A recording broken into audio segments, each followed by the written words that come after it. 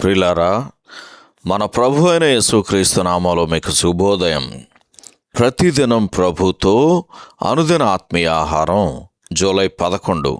నేటి లేఖన పఠనం మత్తయి సువార్త 6వ అధ్యాయము 19 నుంచి 34 వచనాలు. నేటి ధ్యాన లేఖనం మత్తయి సువార్త 6వ అధ్యాయము 20-21 వచనాలు. పరలోకమందు మీ కొరకు ధనమును కూర్చుకొనుడి. నీ ధనం ఎక్కడ నుండునో అక్కడనే నీ హృదయముండును.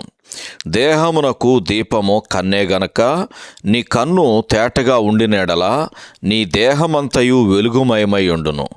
ఎవడునూ 2 యజమానులకు దాసుడుగా ఉండనేరడు. వ్యాఖ్యానాంశం 2 యజమానులు. వ్యాఖ్యానాంశం 2 యజమానులు. వ్యాఖ్యానం: కన్ను తేటగా ఉండటం అంటే ఒకే గురి కలిగి ఉండటం అని అర్థం. విశ్వాసికి ఆ గురి లేక ధనము క్రీస్తే.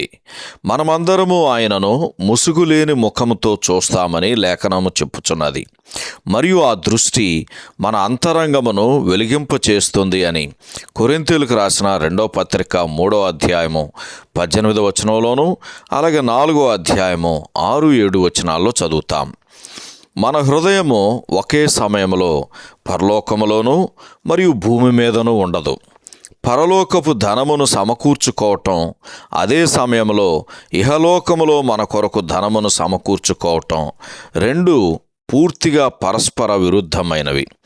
ఒకరికంటే ఎక్కువ మంది యజమానులకు దాసుడిగా ఉండటం అసాధ్యము అని మత్తయి సువార్త 6వ అధ్యాయము 24వ వచనంలో చదువుతాం. ఎందుకంటే వారి నుండి అందుకునే ఆజ్ఞలు తరచుగా విరుద్ధంగా ఉంటాయి. మరి మనం సిరిని త్యజించటం వలన పేదరికానికి గురి అయి ప్రస్తుత కాలంలో మన అవసరతలు తీర్చుకోలేని దుస్థితిలో పడే ప్రమాదము లేదా? విశ్వాసము లేని ఇట్టి స్థితిని ప్రభువు ముందుగానే ఊహించాడు. అందుకే నేను మీతో చెప్పునదేమనగా, మీ ప్రాణమును గూర్చి చింతింపకుడి అని మత్తయి సువార్త 6వ అధ్యాయము 25వ వచనంలో ప్రభువు సెలవిచ్చుచున్నాడు గనక మన నేత్రాలు బాగుగా తెరిచి ఉంచుదాం. మన పరలోకపు తండ్రి చూపే ఆయన దయకు, సున్నితమైన సంరక్షణకు సంకేతాలుగా నిలిచే చిన్ని పువ్వులు, పక్షులను గమనించుదాం. ఈ సందర్భంలో కీర్తన గ్రంథం 147వ కీర్తన 9వ వచనం చదవండి.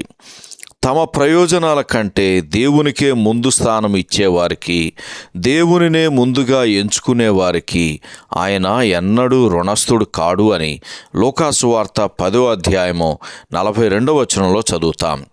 అయితే మనం ప్రారంభించాల్సింది ఇక్కడే.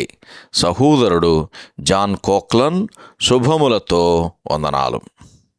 ఈ సందేశాలకు సంబంధించి కానీ, బైబిల్కు సంబంధించి కానీ మీకేమైనా ప్రశ్నలు ఉంటే ఈ క్రింది నంబరుకు వాట్సాప్ ద్వారా పంపించండి. మీ ఆత్మీయ క్షేమాభివృద్ధి కోసం అనుభవజ్ఞుల ద్వారా జవాబులు అందించబడతాయి.